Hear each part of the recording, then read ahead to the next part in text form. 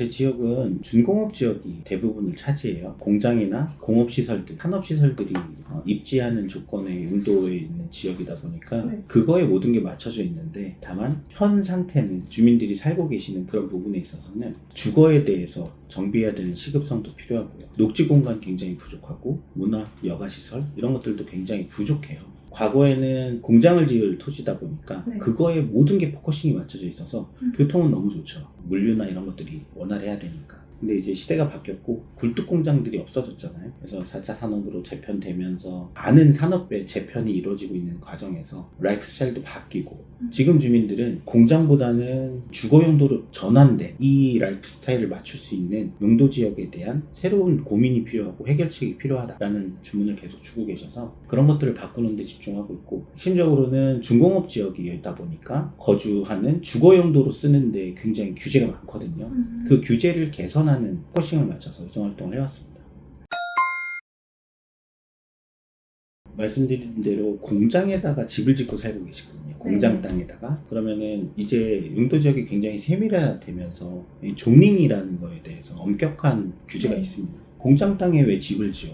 집을 지을 땐 이만큼 제한할게. 이게 용적률 제한이었습니다. 이게 거의 한 70년 가까이 지배하고 있는 상황인데, 공장 땅에다가 아파트를 만약에 짓는다라고 하면 250%의 용적률밖에 주지 않아요. 공장을 지을 때는 400%를 주는데, 그럼 250%로 지금 집을 새로 지을 수 있느냐? 사업성이 안 나와서 절대 못 지어요. 그래서 지금 영등포구의 작은 정비사업까지 하면 119개가 있고요. 25개 자치구 중에 제일 많습니다. 이런 규제들 때문에 그 전에라도 정비사업이 돼야 됐던 것들이 계속 적체가 된 상황이었어요. 사업성도 안 좋고 공사비가 굉장히 뛰었잖아요. 이런 것들 때문에 정비사업의 환경이 안 좋아지다 보니까 정비사업을 못하고 있었고, 그 원인이 저는 중공업지역 규제 때문이다, 용적률 규제 때문이다, 이거를 이제 문제의식을 느끼고 그걸 해결하기 위해서 서울시 조례를 바꿨어요. 공동주택을 짓더라도 400%의 용적률을 줄 수 있도록. 이것도 굉장히 진일보한 것이고, 공업지역에 대한 총량 규제에 어떻게 보면 일대 변혁입니다. 오세훈 시장님도 이 부분에 대해서는 동의를 해주셨고, 그래서 이게 제도가 24년도에 다 바뀌었습니다. 그래서 지금은 정비사업을 못 해왔던, 용적률이 낮아서 사업성이 안 나와서 정비사업을 못하고 체념했던 이런 부분들이 이제 새롭게 모멘텀이 생겨서 이제 정비사업 우리도 할 수 있다, 사업성 드라마틱하게 나올 수 있다, 이참에 새 집으로 바꾸고 우리가 부족했던 문화, 녹지, 도로, 주차 이런 인프라들도 구비를 하자, 정비사업을 통해서. 그러면 공공의 재원을 들이지 않고 민간의 재개발, 재건축을 통해서 모든 영등포 구민이 누릴 수 있는, 서울 시민이 누릴 수 있는 인프라가 생기게 되는 거죠. 이게 정비사업의 어떻게 보면 선순환 모델이고, 그런 것들이 영등포구에서는 일어나고 있고, 그거를 위한 조례를 만들었고 작동하고 있습니다. 근데 이제 공동주택만 볼 수는 없어요. 중공업 지역이라는 게 산업시설이 입지하는 공간이고, 산업시설이라고 하면 일자리거든요. 중공업 지역에 서울 전체에 한 16%의 일자리가 있습니다. 청년한테들도 굉장히 일자리 환경이 좋은 환경이고, 강점을 약화시키면서까지 집을 지을 수는 없어요. 다만 4차 산업이나 지식산업으로 바뀐 이 산업구조 내에서는 그렇게 큰 면적을 차지하는 공장 같은 거는 더 이상 지을 일이 없으니, 아파트형 공장, 지식산업센터, 여기에 이제 4차 산업 위주의 정보통신 산업, 이런 것들이 굉장히 고밀화돼서 입주하고 있습니다. 근데 이것도 우리가 기업을 유치하거나 창업을 하는 게 너무 잘 되면 좋아요. 그럼 공간이 부족하겠죠. 근데 지금은 그런 상황은 아니거든요. 그러다 보니까 지식산업센터들이 우후죽순 생겨났어요. 그 이유는 구조적인 문제가 있습니다. 이런 정비사업을 할 때 원래 산업시설 비율만큼 존치를 해야 되는 그 규제는 아직 남아있거든요. 그러다 보니까 재개발을 하더라도 기존의 재개발 용지의 산업 비율이 기존에 갖고 있던 공장 비율이 20%다. 그러면 그만큼 또 지어야 돼요. 그렇게 해서 우리 지금 영등포에는 41개의 지식산업센터가 있고요. 올해도 한 5개 정도가 준공이 될 거고, 내년, 내후년 계속 준공이 되는 물량들이 있습니다. 그런 구조적인 문제와 함께 몇 년 전에는 유동성 좋았을 때, 금리 싸고 그럴 때 아주 좋은 투자처로 지식산업센터가 유행할 때가 있었습니다. 그때 그런 분양사업을 하는 시행, 이런 것들이 좀 활성화되면서 영등포만큼 지식산업센터를 짓기 좋은 공간이 없었어요. 그래서 굉장히 많이 생겨났고, 지금은 이제 공실을 걱정해야 되는 상황이 된 거죠.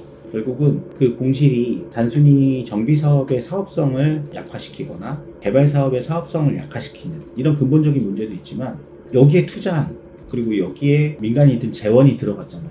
이것들이 리스크로 전환이 되는 거죠. 그게 가계부채로 이어질 수도 있고 또 지역 내에 큰 돈을 들여서 만든 산업시설 자원이 놀게 되는 낭비적인 요소도 생기고 그래서 이거에 대한 공급이 지식산업센터의 공급에 대한 걱정을 좀 해야 되는 이미 걱정을 해야 되는 시기를 놓친 상황이에요. 다양한 해결 방안을 좀 마련을 했는데 근본적인 해결은 공급 양에 대한 조절이 필요하고 그걸 지금 서울시에도 주문하고 있는 상황입니다.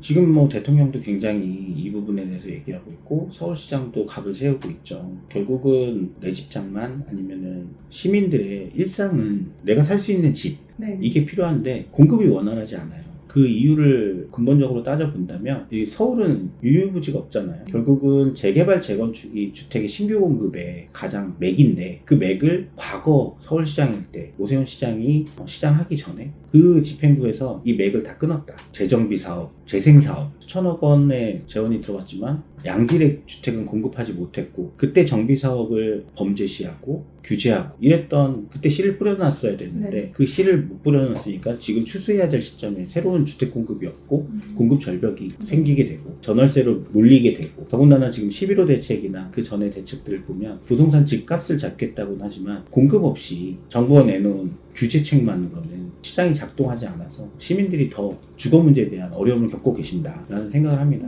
오세훈 시장님이 뭐 신통기획 시즌 1, 2 이렇게 하면서 어떻게 보면 정비 사업의 속도를 조금이라도 빠르게 해서 신규 주택 공급을 원활하게 하려는 이 정책의 방향이 맞다고 생각하고 이런 것들이 좀 더 원활해져야 주민들 그리고 시민들이 새로운 신규 주택을 소비할 수 있는 토양이 만들어지는 이게 서울시의 가장 지금 문제인 것 같아요. 우리 대한민국의 문제이기도 하고. 중공업 지역에 이제 공동주택 지을 때 용적률 규제를 개선했던 것과 함께 그 조례는 이미 뭐 개선을 했다고 하면 이제 여기에 산업시설을 어떤 속도로 어떻게 채울 것인가 결국은 먹거리가 필요한 거 주거의 문제는 어느 정도 이제 규제를 해소했다면 여기에 일자리가 얼마만큼 좋게 만들어지고 여기가 좋은 입지로 할 수 있게 이것도 결국은 시장 논리대로 공급과 수요가 어느 정도 맞아야 되거든요. 전에 얘기했던 것처럼 지식산업센터의 과잉 공급 때문에 여러 가지 낭비가 많습니다. 정비사업의 사업성도 문제가 되고 또 투자하는 그런 자본의 리스크도 커지고 네. 지역의 공실 미분양으로 인한 지역 내 그 중요 자원들이 텅텅 비어있는 낭비적인 요소 그런 것들이 지역을 무겁게 만들거든요. 그런 부분을 좀 해소하고자 하는 게 제가 이번에 이제 조례를 좀 낸 게 공공재개발 같은 경우에는 그런 지식산업센터를 짓더라도 일정 부분 한 10%의 비율은 오피스텔을 지을 수 있도록 해요. 근데 지금 서울시 같은 경우에 얼마 전에도 비아파트 공급이 원활하지 못하다. 요번에 11호 대책 같은 것들 때문에 어떻게 보면 대출 규제 같은 것들이 생기다 보니 사업자들도 이런 비아파트 우리 지금 1인 가구도 굉장히 많아지잖아요. 그럼 오피스텔 같은 것들을 짓는 거에도 규제를 받게 돼서 사업자들도 그 일을 못하게 되는 상황이에요. 그런 어려움을 겪고 있는 상황에서 저는 지금 지어도 분양이 안 되고 공실을 유지하는 지식산업센터를 무조건 지역으로 지을 게 아니라 일정 부분 공공재개발에선 허용하는 오피스텔 일정 부분을 지식산업센터 내에도 지을 수 있도록 한시적으로 좀 하자. 이런 제안을 한 조례를 냈습니다. 그거는 이제 지식산업센터의 공급도 어느 정도 조절을 할 수 있고요. 지금 과잉 공급이 되는 시장을 어느 정도 좀 보완할 수 있고 비아파트의 부족을 채울 수도 있고 네. 그래서 일석이조의 효과가 나는 정책이라고 생각하고 이걸 조례화해서 발의를 해놓은 상태인데 서울시는 좀 신중해야 된다. 그런 입장입니다.